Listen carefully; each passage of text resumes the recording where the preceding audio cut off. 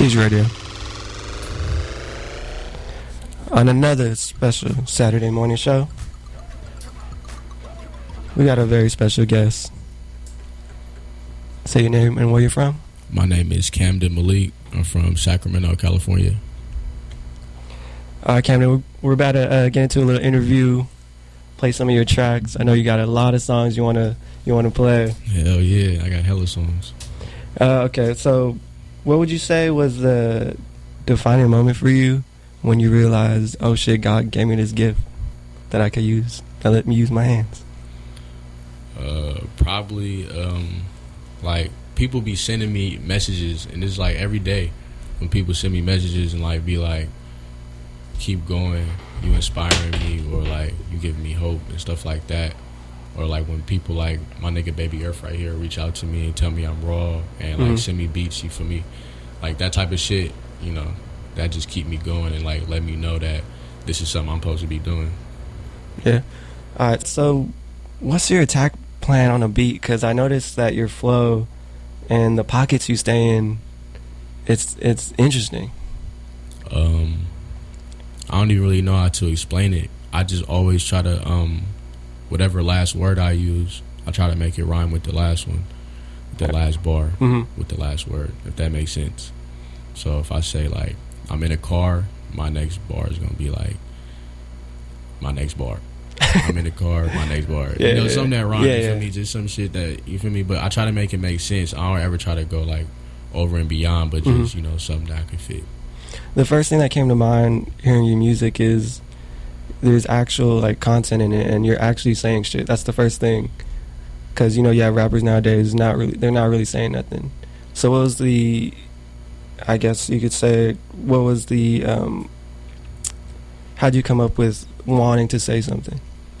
It's all really God, really. Yeah. You know, I feel like me and the people I be around, we try our best to be connected with God, even through, you know, this world and stuff. So that alone will help you, you feel me, make decisions on like, you know, what you're gonna talk about or how you want people to, you know, look at you or whatever. Was your mom a big influence on you with music? Oh yeah, she used to be dragging me to the studio when I was younger. Yeah? Yeah, she used to. So she used to sing too? Yeah, my mom sings still. Oh, okay. Right now she sing in a choir at a church, but before she used to just sing, like, just write music. Like, she have a song she wrote when she was pregnant with me, sitting on the stoop, that she always, you know, talked to me about. And that was years ago. I'm 21 today, so that was 21 years ago. You feel me? So, you know, throughout my life, she just inspired not only me, but my like little sisters and even my big sisters. They all sing or so you've been around music even in her belly, basically, huh? Yep, exactly. So was the church, I've noticed like Chance the Rapper and Steve Lacy, they all grew up, and all those musicians, they were heavily influenced by the church and the choir. Is that a big influence on you as well? Yeah, I mean, of course, the church is a community of people that believe in God and that strive to do better. So I feel like the church, where that's within the community and the people, and as long as we trying to do better and, you know, striving to elevate, then yeah, that's what influences not just me but everybody around me who working. You feel me? Yeah. And then you said a line in here. You feel the poison in the air. Is that what you said? Yeah, I can feel the poison in the air we breathe. What does that mean to you? It be a lot of sick shit going on. Yeah. Even if it's not just like literal poison, like even though they do be putting like all type of shit in the air, but just like, you know, all the negativity. Do you believe? Sorry, there's a lot of people on their phones right now. Do you believe that's a negativity right now? Sorry, it's a thing that where it's negative, but also is a good thing because the phone is allowing a lot of people to, you know, do certain things. Like I found out through y'all on my phone. Yeah. Real talk. Or somebody reached out to me and I found out on my phone. So, but it also detour somebody, you know. Yeah, exactly. So it just depends on who it is and how you use it, right? Exactly. So let's get into more tracks because I'm really feeling your shit. It's like real rap. Thank you. Let's do Honey Season. Yeah, that's my shit. Shout out my nigga Mike and my nigga Navy Blue. How old were you when you started rapping? Because it seems like at a very young age you've experienced like a lot of things. Well, I mean, like That's what I get from your music, at least. I was rapping honestly in detention when I was like, when I first had moved to Brooklyn, and I was in class. I had this teacher named Mr. Fofana, and it was this black dude with dreads. You feel me? Basically, an older version of me. You feel me? And he used to always come into class, but like he had just ate some food or didn't like wash his face, and like his lips would be mad white. So I used to roast this nigga like all day. But he could rap. You feel me? And he used to put us in detention though, because we used to be late. Everybody used to have to run to his class. If we was late, it was over. In detention. So we would always get detention, and he had a mic in there one time, and he had Audacity, that program, that free program. Yeah. And then we was just in there just rapping, just like fucking around, you know, just like. And it got to a point where I'm not even doing classwork. I'm just like, when I'm in this class, I'm just writing music, trying to get sent to detention, so I can just record. And then that's where it really started. Like the song I play, "Hunting Season" with Mike. That's where I met Mike at that school. We was rapping there. You feel me? King Carter. I don't know if you heard of him, but like that's where I met them at, and we was all rapping, like just playing around. But it turned into something major over time. Okay. I've noticed your music is heavily Bay Area influenced at times, and then you go into sort of like this really lo-fi type hip hop. What is the objective of like going through different styles of beats? Is it just something you're feeling, or? Yeah, I don't really classify the beats like that. You feel me? Like Bay Area or like all that type of shit. I just go with whatever like I feel. Like if it's like a turned up beat and the bass is booming and like I like the snare and like the cadence is nice and I feel like I could flow with it, then that's the beat I want to rap on. But I'm the type of person to like try to diversify my music so that when you hear like my mixtape, you might hear like a song, you feel me, like for dudes, and you might hear a song for the girls, and you might hear a song like you can smoke to, you might hear a song you can work out to, like, you know, just based off the flow. So I want to provide that on like every project I drop. So any beat that can fit those, and that's what I'm gonna do.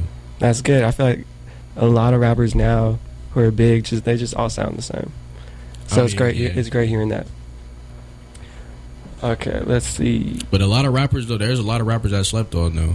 That's different. That's coming up. Like who? Like my nigga Nate, like my nigga Malachi, my nigga Low Key Plus. You feel me? I got mad homies coming up, and it's a good thing to see them still working, even though they're not getting the recognition that, you know, they deserve. You feel me? Who are you listening to right now that's making you go, damn, I need to get my shit together? Like really inspiring you to really rap and write?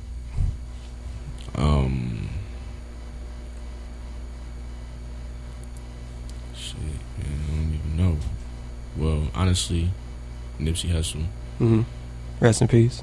Yeah, rest in peace, of course. But I mean, that should be for any artist in my point of view. But I mean, but besides him, I would have to say like niggas like Dom Kennedy. I like, you know, underground artists like Mike and Earl. You know, I try to keep it mostly like when I see my niggas writing shit and it sound good. That's what inspired me really. Okay. So it's not like a competition thing. It's more like when I hear it, just like damn, like I know if this nigga could do it, you feel me? Yeah. And it's all based off the strength, like what's going on. Then for surely I could do it too, you know. So and that's what helps me grow on each song.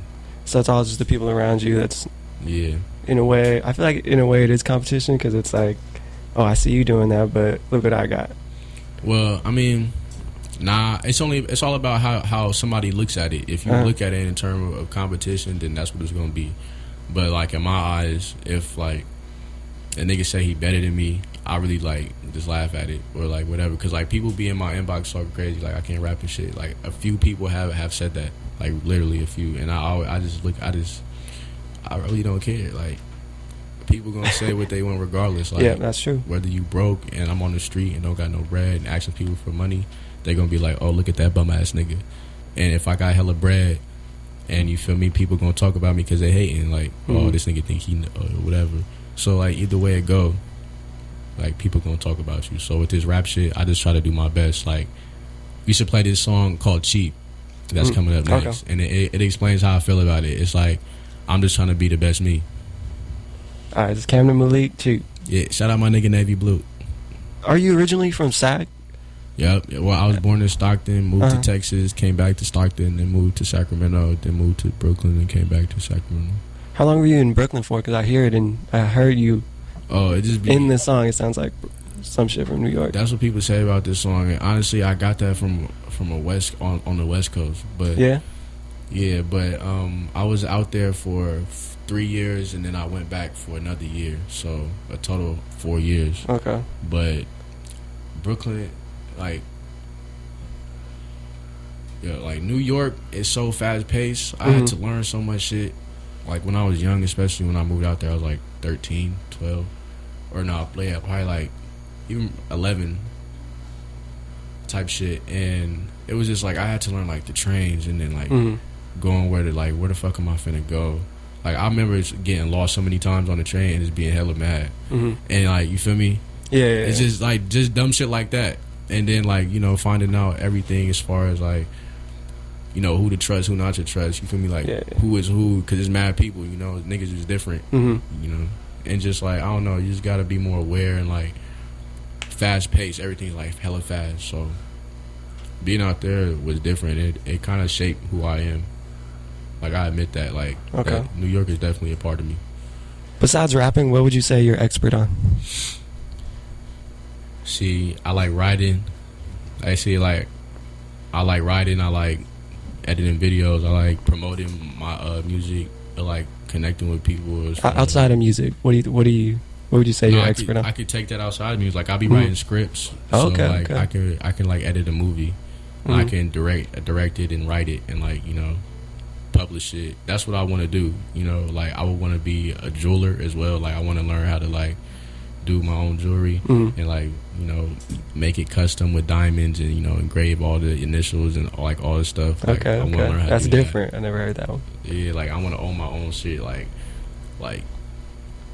all the jewelry. You know, you know how like when you go into the jewelry shops and then you see all the jewelry. I want all of that. I want all of it. So yeah. If everybody was healthy during the NBA Finals, who do you think would have won? Bro. The Warriors, man. That's not even fair. I know it's true. I'm gonna say I don't know, but the Warriors. The Warriors. Yeah. Yo, Clay, that shouldn't happen. Like Game 6, Clay didn't even come out yet. I'm just like, he got injured right after like KD got injured. I'm just like, how y'all keep getting injured? And Clay never been injured before. So the fact that he got injured like in the fourth quarter with like less than a minute, I was tight. And I woke up from a nap and saw it because I really thought I set my alarm to watch the other half of the game, but I fell asleep. Yeah. And you woke up to Kawhi Leonard smiling on Instagram. Damn. So I was bad. But then I was like, well, Kawhi smiling, so I'm happy too because I fuck with Kawhi. So. Yeah. But I was like, damn. I just went back to sleep. And then I woke up and I was even more mad. What are your thoughts on the normalization of ass eating? Hold on, what?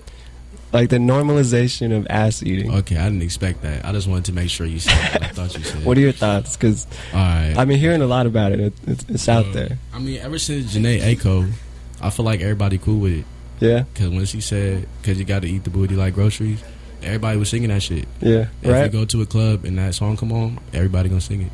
So, I don't know.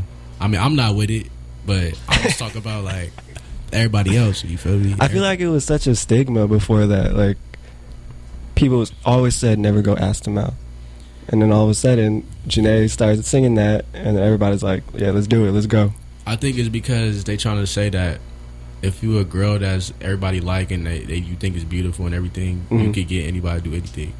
Oh, okay, I like that. So I feel like they was trying to make girls dominant by saying you gonna eat my booty, and everybody be like, yeah. So that's what I feel about this whole aspect. Okay. All right, Camden, it was great talking to you. I really like the way you think. Thank you. There isn't a lot of younger people. I'm talking shit, but I feel like there's a lot of younger people who think like you. All right, and you just seem worldly. It's probably because you've been moving around a lot. Yeah, I was just trying to change the game a little bit, like not just myself, because it's not. it's people around me that's helping me. So imagine when you meet everybody else in my circle. Tell them to come through. It's not just me. You feel me? Tell them to come through. It's good. Come on. For surely. We gonna definitely see each other again. Cool. Camden Malik, you wanna push out your handles? Oh yeah, Camden Malik. You can add me on Twitter under Cam Got Flow, CAMGOTFLOW. You can add me on YouTube, you know, SoundCloud, all that shit under Camden Malik, CAMDEN space MALIK. That's it, man. Camden Malik. Let's get it.